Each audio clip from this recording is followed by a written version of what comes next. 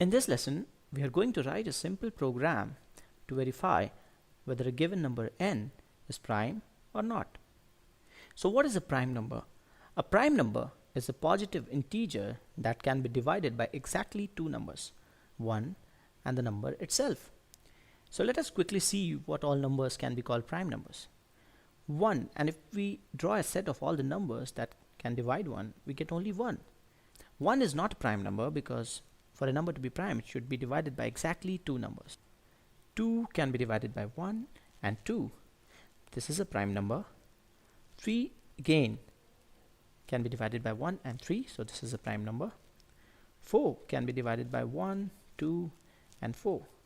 This is not a prime number, and we can go on. So the smallest prime number is 2. So the simplest thing that we can do to verify whether a given number n is prime or not is to try dividing it by all the numbers greater than 1 and less than n. That is, for I starting 2 to n minus 1, if there exists any such I that divides n, then n is not prime. And if we can come out of this loop without finding any such I, then n is prime.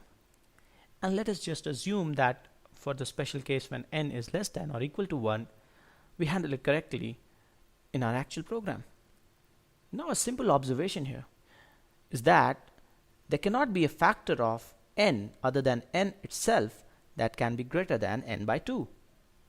So we cannot find a factor of n greater than n by 2 and less than or equal to n minus 1. So we do not need to run our loop all the way till n minus 1. Only a check till n by 2 should be sufficient. This sounds good, but can we do something better here? Let us see. If a divides n, then there must exist another number b that should be equal to n by a, and b should also divide n. So we should have a relationship like a into b is equal to n. A and b are called cofactors. So all the factors of n always exist in pairs, and it will be further clear if I use an example.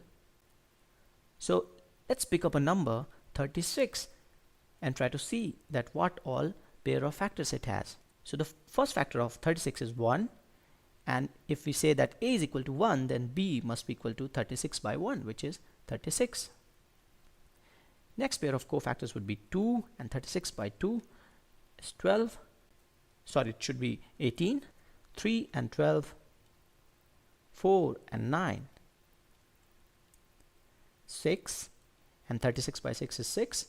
This is a special case where a is equal to b. Next factor is 9, and the corresponding cofactor is 4. 12 and 3, 18 and 2, and finally 36 and 1. If you carefully see, we can see a pattern here that the pairs are repeating. Only the order is different, but the numbers are the same. So we have a 9 4 and we have a 4 9, 12 3, 3 12, 18 2, 2 18, 36 1, 1 36. So we're getting the same pairs again. For a and b, there can be a case when a is equal to b, and that would happen only if n is a perfect square, and in this case this equation will translate to a square is equal to n, or a is equal to square root of n. In our example, 36 is a perfect square, so we are able to get such a pair of cofactors where a is equal to b. What if a is not equal to b? So if a, for example, is less than b, then if we see carefully, then a should always be less than square root of n, and b should be greater than square root of n. Similarly, if b is less than a, then b should be less than square root of n, and a should be greater than square root of n. So if a and b are not equal, one of them has to be less than square root of n, and another one has to be greater than square root of n. Let's try to plot all these cofactors on a number line, and this should be further clear to you. So I've drawn a number line here, and it is not so accurate, and we'll only try to approximate the position of the integers on this line. So let's pick up the first pair of factors. 1 should be somewhere here and 36 is here. 2 should be somewhere here and 18 somewhere midway between 0 and 36. 3 should be here and 12 somewhere here. 4 should be here and 9 should be somewhere here.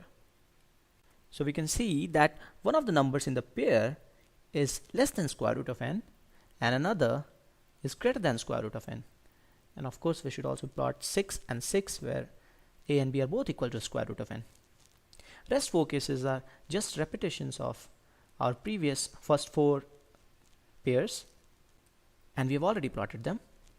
We have shown it for n is equal to 36, but this property is true for all values of n.